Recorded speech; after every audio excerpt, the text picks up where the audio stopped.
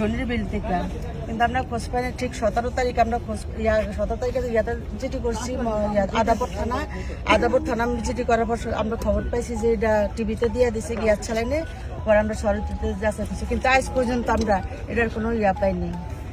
পরে কি হচ্ছে আপনি মানে ভাইকে এভাবে ইয়াটা পাইছিলেন? জি। আমার সোনার বাংলায়